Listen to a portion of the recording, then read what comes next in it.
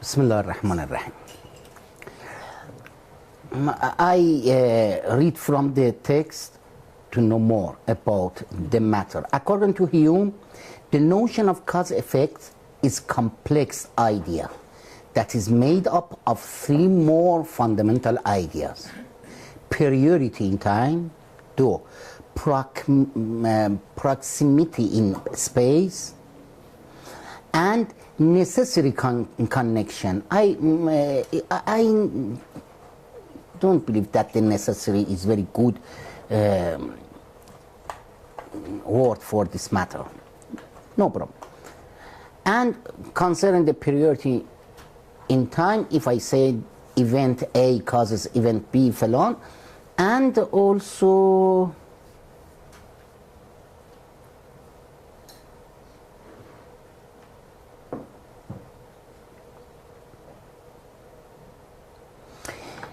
we also believe that there is a necessary connection between cause A and effect B. During the modern period of philosophy, philosophers thought of necessary connection of a power of force connecting two events. You know that the relation between cause and effect in medieval world, medieval time, and according to all philosophers, for example, Islamic philosophers and other philosophers, there is a necessary connection, a necessary relation. And Hume tried to say that we cannot have this kind of necessity. We have only this relation by our mind, not in real world. What is the necessity of something you do with the effect? He's impressed. It was a wonderful bird. Impressed. No problem. It's a special bird. You are trying to find something. Yes, you are trying to find anything for. Yes. Sorry. And there is a proverb that one event imparts to the other. In keeping with his empiricist copy thesis, that all ideas are copied from impressions, Hume tried to uncover the experience which give rise to our notions of priority, proximity, and necessary connection. The first two are easy to explain. Priority traces back to our various experiences of time. Proximity traces back to our various experiences of space. But what is the experience which gives us the idea of necessary connection? This notion of necessary connection is the specific focus on Hume's analysis of cause and effect. And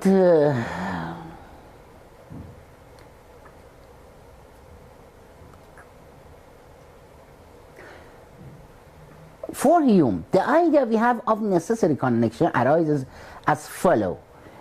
We experience a constant conjunction of events A and B, repeated sense experiences where events resembling A are always followed by events resembling B. This produces a habit such that upon any further appearance of A, we expect B. It's very important. We expect B. Expect means we have in our mind or in imagination. It is not a real thing.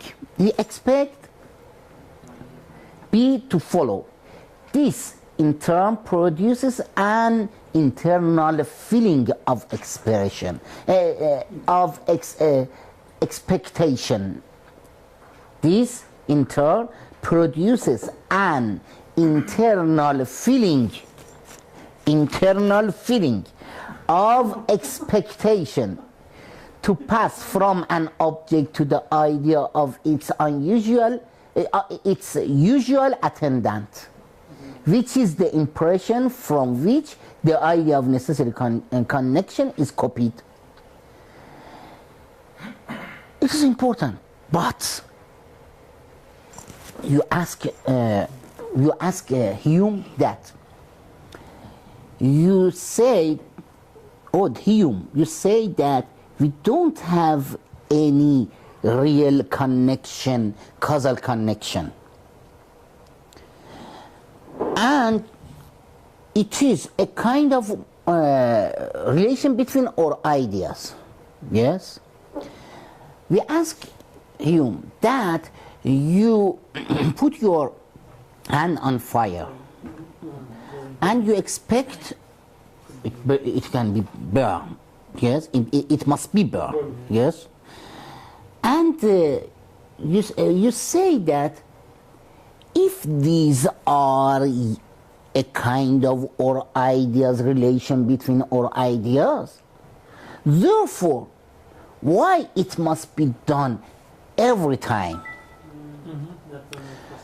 And because of the habit, he said. Because of habit. But you ask him, that must be a real relation between them.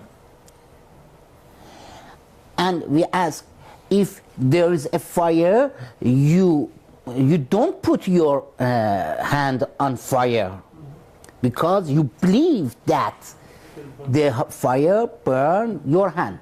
Yes? Hume replies that, yes, I, like you,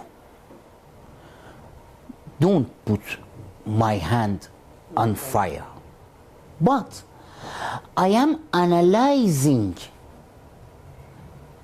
very important, I am analyzing the relation of causality. I don't believe that your hand cannot be burned. If you analyze this relation, you cannot find anything in the real world. Yes. Relation between cause and effect. Fire and burning. Fire and burning. You analyze these two. You cannot find any relation any relation in external world as you have an impression from that one. By analyzing, you cannot find anything. He does not reject causality. He tried to analyze and tried to explain in association of ideas. He said that we cannot have any way to explain causality other than association of ideas. He said that. He does not try to reduce causality to the association of ideas, because a lot of people, when are explaining about the Hume's philosophy, they say that Hume reduces the causality to association of ideas. He said, no, I don't want to reduce causality to association of ideas. I am trying to analyzing it. With analyze, we cannot say anything more than association of ideas.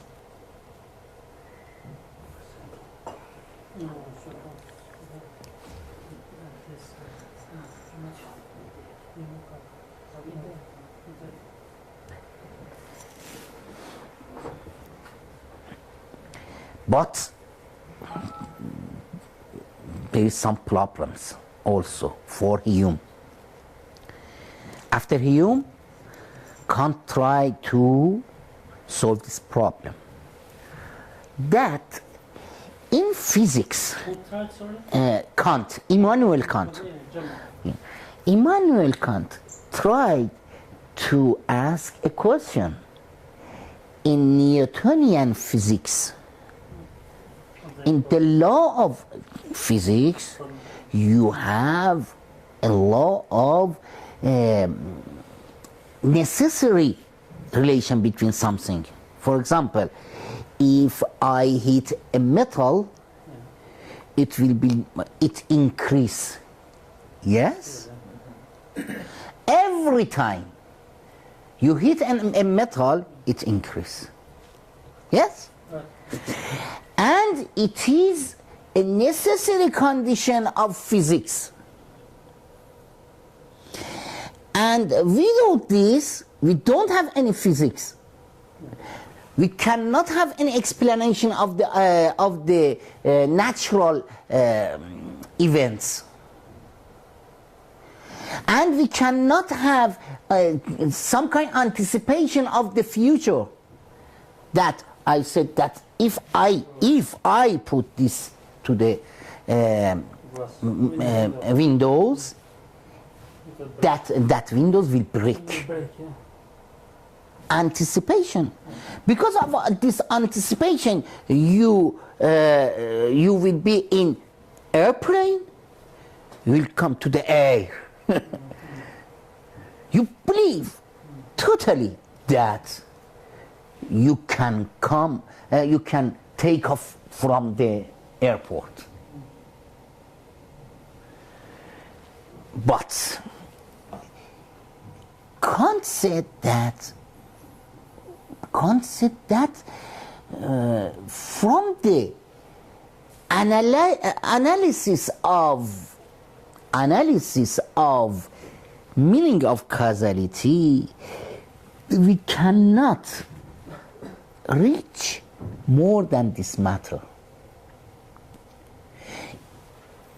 In one hand, we cannot have any philosophical explanation of causality other than association of ideas in Hume.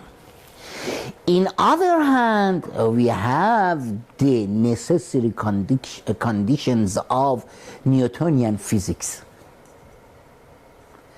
How we can combine both of them? Kant said, Immanuel Kant. We move to Kant now? No, not move. I am. Yes. I want. I want to say that it is a problem with Hume's philosophy. With Hume's philosophy, you cannot explain properly about the Newtonian physics, the physical law. And trying this difficult matter. And as we say later, tried to solve this matter. Kant. And Kant said, very important word from Kant, that Hume was a very great philosopher. He made me, Kant, to wake up from dogmatic dream. He made me wake up from dogmatic dream. In dogmatic dream, you say that there are a relation between those of them.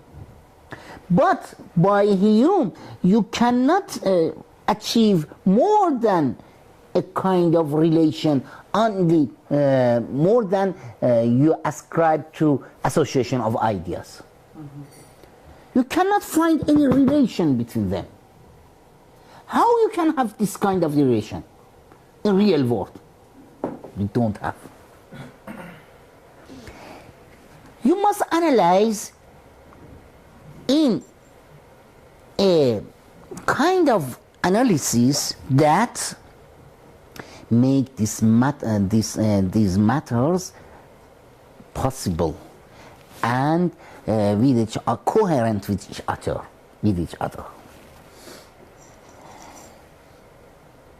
Please note that in explaining Hume's philosophy, a lot of people said that Hume rejected the real causality. It's not so. And they say that he rejects the real world. It's not so. He does not reject. He tried to analyze.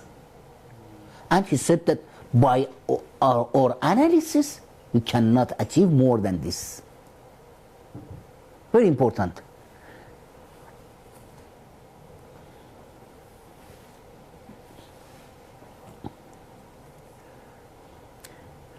Another matter in Hume. What is the belief of Hume about external world? What do you think about external world? Sorry? It was What's the belief of Hume about external world? It was an idealist, which I think maybe, which means he believes that only ideas and impressions exist. And he exists, but he rejects the external world.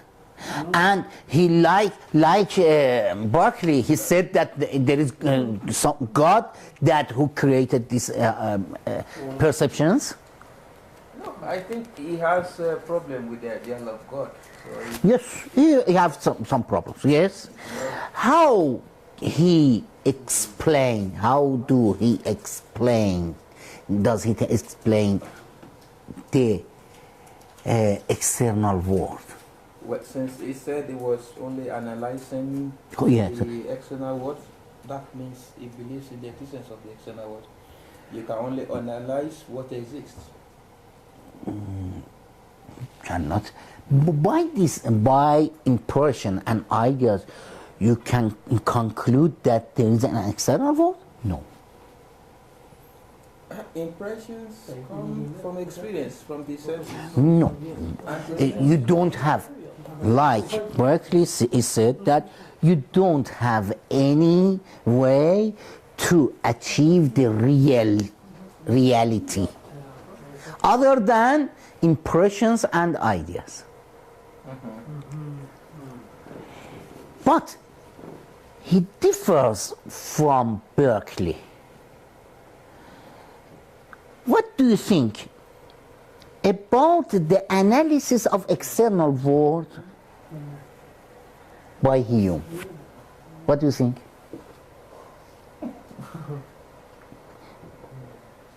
No problem. You can say everything. No, I think for him there is body, substance, and everything. No. You cannot explain about You bodies. can't explain it, but there is. How can explain about bodily substances? You can't explain. Yes. Does that mean it's not? Yes. Therefore, he does not believe in external world? This kind of subtlety. He didn't reject. Reject. If you reject the external world, it means that you believe in external world. You accept. It means that I accept that in external world there is no external world. If you reject, I accept that in external world there is no external world. Yes? But he does not reject.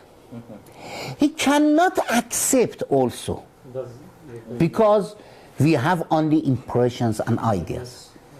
No, reject, no action. Accept. Yes. And what he say? We assume, sorry. He assume, yeah.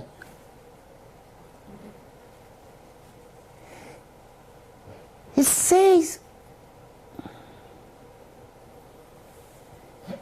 says again that let's we analyze the meaning of external world.